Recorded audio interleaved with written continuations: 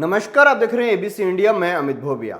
दोस्तों, हमने झींगा की फार्मिंग की, उसकी हार्वेस्टिंग भी की और उस वीडियो में ज़्यादातर लोगों के यही सवाल थे कि आपको खर्चा कितना आया, कौन सी चीज़ में कितना रुपया लगा। तो हमने अपने घर के सारे बिल इकट्ठे कर लिए, जितने भी झींगा से संबंधित हमारा खर्चा आया उसके, और झींगा मछली प्लांट में हमें कितना रुपया बचा, कितना हमारा लगा, मैंने पूरी की पूरी लिस्ट बना रखी है। ऐसी लिस्ट जिसके अंदर मैं आपको हर एक चीज बारीकी से बताऊंगा।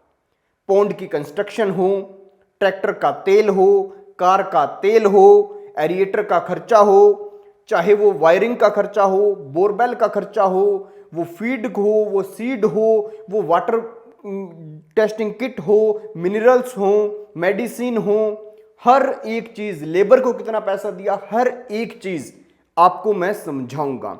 अगर आप झींगा की खेती करना चाहते हैं तो ये वीडियो आपके लिए सबसे महत्वपूर्ण है।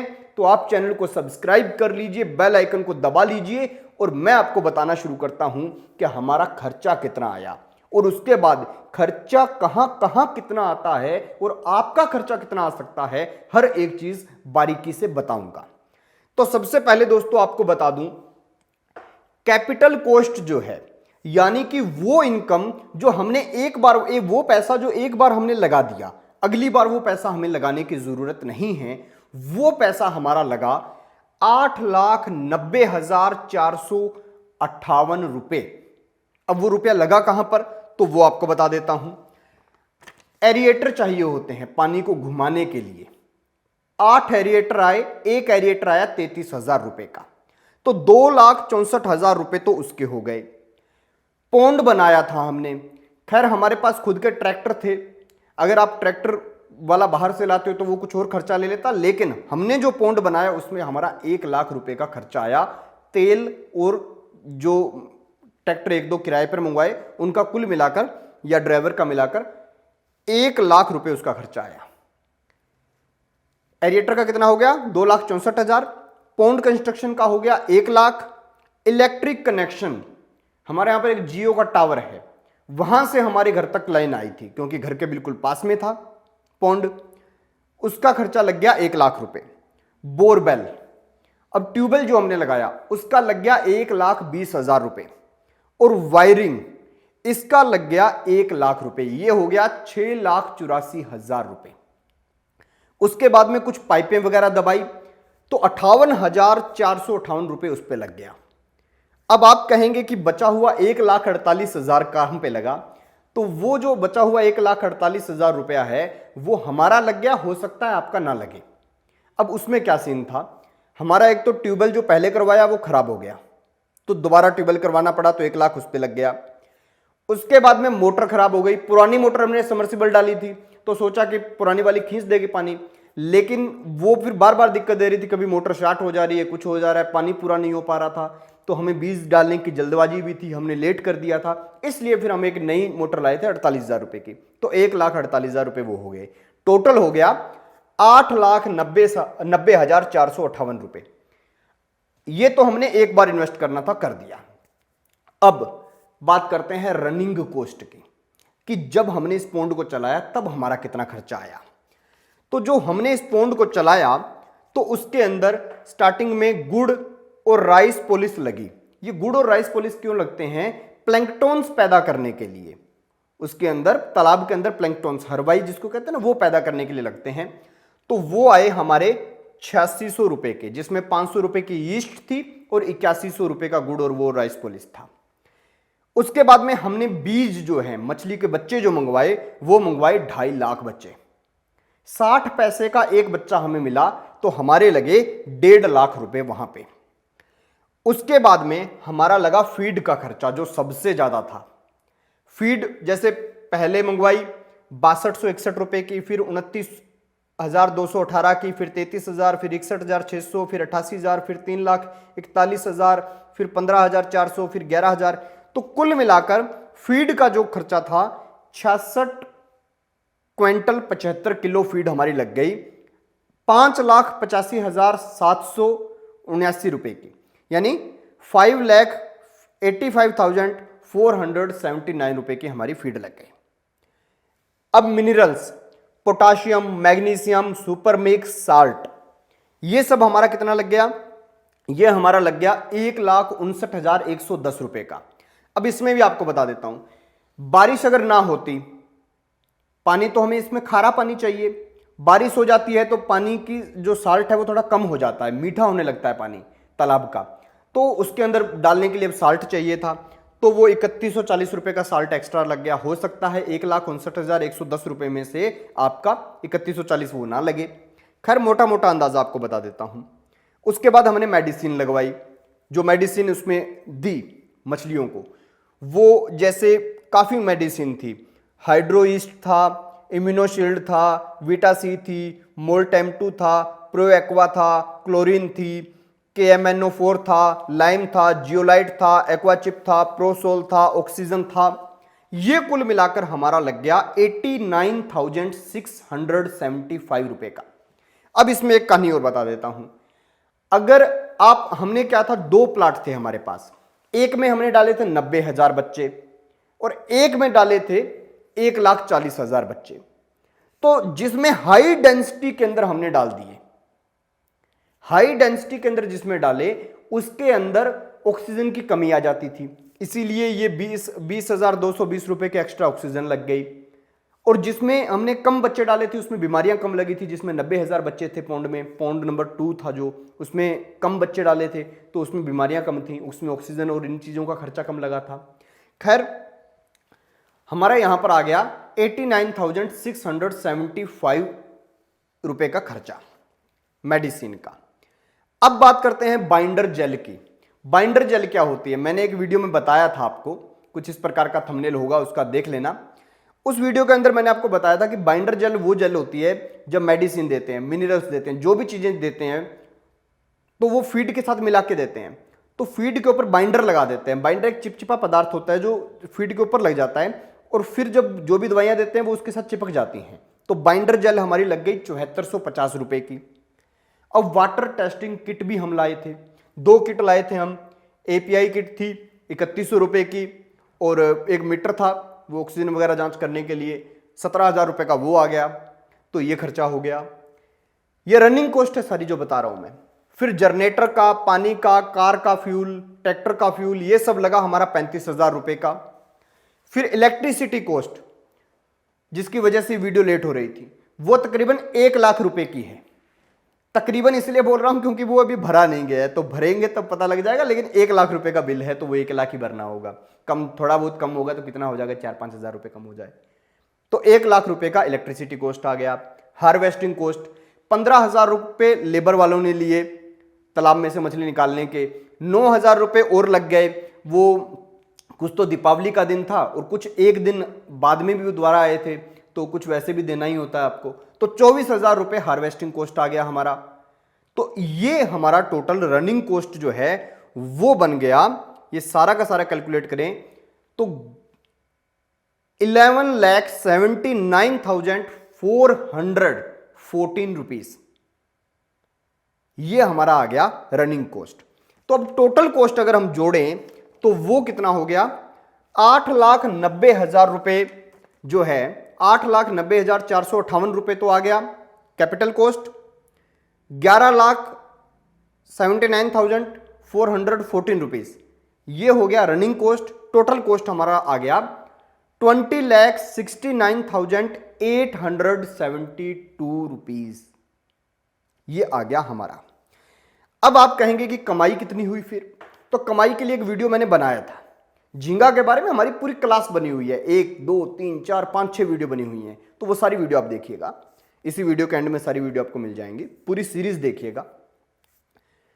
तो अब उसमें मैंने बताया था कि कितने काउंट लगा और कैसे कमाई हुई। तो जो पौंड 1 था जिसके अंदर 1,40,000 बच्चे हमने छोड़े, उसके अंदर हमें 31 काउंट लगा था, 375, 41 काउंट लगा था, 375 रुपए का रेट लगा था, 3861 किलो टोटल वजन हुआ था मछलियों का। 14,47,875 रुपए पहले पौंड से कमाई हुई, दूसरे में 31.5 काउंट निकला था तो उसका रेट था 468 रुपए। वो उस वीडियो में अच्छे से समझ आएगा काउंट कैसे निकाला जाता है, वो सब चीजें जो मैं आपको बता रहा हूं, कुछ इस प्रकार के थंबनेल वाली वीडियो होगी। इसमें निकला था 25 क्विंटल 88 किलो 700 ग्राम माल, यानी 12,11,511 रुपए का। दोनों पौंड का मिला के यानी 2.5 एकड़ जमीन के अंदर 2 पौंड जो हमने बनाए थे, उन दोनों पौंड का मिला के हमें जो वहां से माल निकला उसका रुपया मिला 26,59,386 रुपए। अब कमाई निकालनी है तो टोटल जितना खर्चा आया उसमें से हम घटा देते हैं, तो 26,59,386 माइनस 20,69,872 रुपए, हमें बचे 5,89,514 रुपीस। ये हमें डायरेक्ट बच गए उससे। इसके प्लस में कर दो 8,40,000 रुपए सब्सिडी, तो टोटल हो गए 14,29,514 रुपए जो हमारा प्रॉफिट आएगा। अब सब्सिडी का क्वेश्चन आ रहे थे तो सब्सिडी के बारे में आपको बता देता हूं। सब्सिडी का दोस्तों ये होता है कि महिला के नाम पे जमीन है या अपनी लीज पर जमीन ली हुई है, ठेके पे ली हुई है, वो भी महिला के नाम पे है, तो आपको मिलेंगी 60% सब्सिडी। और गवर्नमेंट लगभग 14 लाख या 14.5 लाख के आसपास के बिल लेकर उनके ऊपर 60% देती है। तो अगर हम 14 लाख के हिसाब से माने तो लगभग 8,40,000 रुपए सब्सिडी हो जाती है।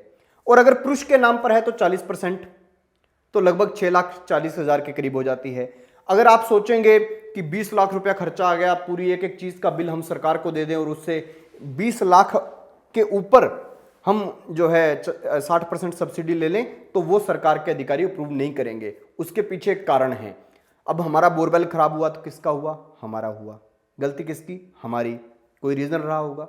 नई मोटर लगाई हमने, हमारी गलती की वजह से हुआ ना। रियल कॉस्ट अगर आप देखेंगे, जो इसको अब फीड है, फीड भी हमने एक तालाब में ज्यादा दिया। ब्लाइंड फीड जब डालना होता है तब हमने ज्यादा फीड डाल दिया, क्योंकि स्टार्टिंग के कुछ दिन होते हैं 10-15 दिन, तब ब्लाइंड फीड चलता है, तब हमने फीड ज्यादा डाल दिया। ऑक्सीजन की बाल्टियों की जरूरत पड़ी तो किसकी गलती? हमारी गलती थी, क्योंकि हमने हाई डेंसिटी में एक प्लाट में डाल दिया, दूसरे में लो डेंसिटी में, क्योंकि हम तो एक्सपेरिमेंट कर रहे थे।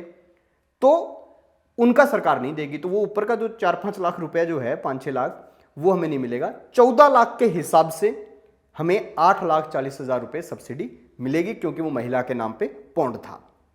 तो कुल मिलाकर जो है हमारी कमाई जो है वो 14,29,514 रुपए हो गई। और अगली बार जब हम करेंगे तो उसमें केवल मात्र रनिंग कॉस्ट जो है वो लगेगी।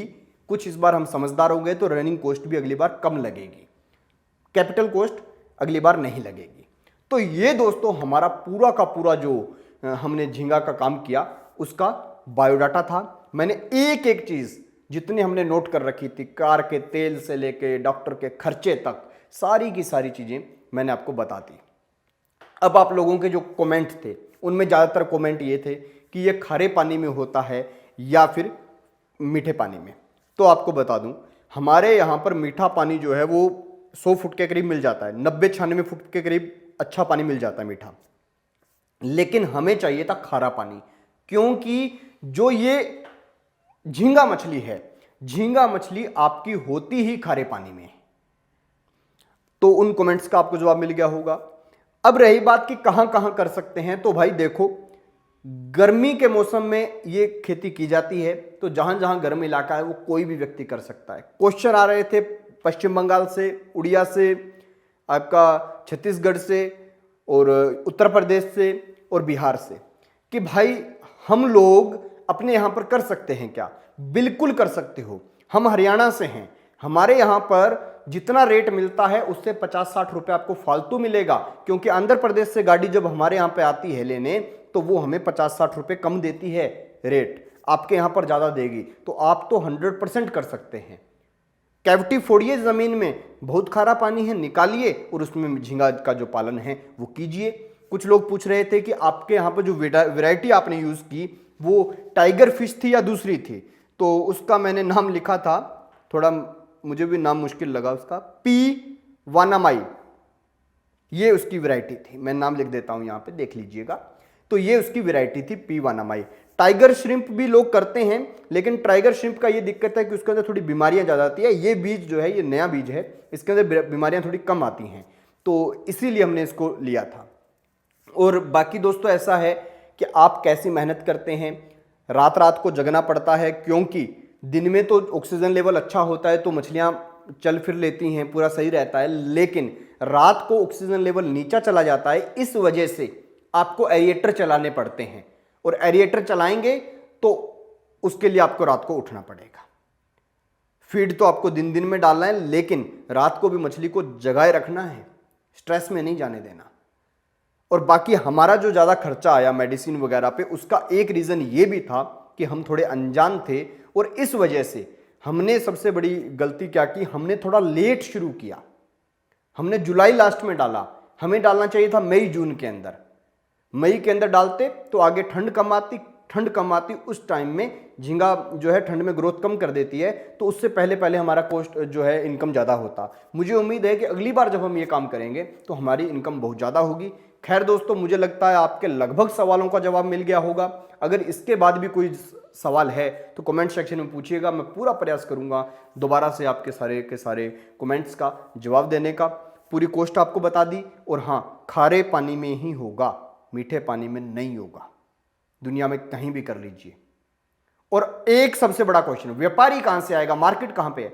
तो जिस आदमी से फीड खरीदोगे ना, वो अपने आप बता देगा व्यापारी कहां से आएगा। हमारे यहां पे आंध्र प्रदेश से गाड़ी आई, वेस्ट बंगाल से आई, और बस इतना अनाउंस करने की जरूरत थी हमें कि हमें हार्वेस्ट करवाना है भाई, व्यापारी आ जाओ।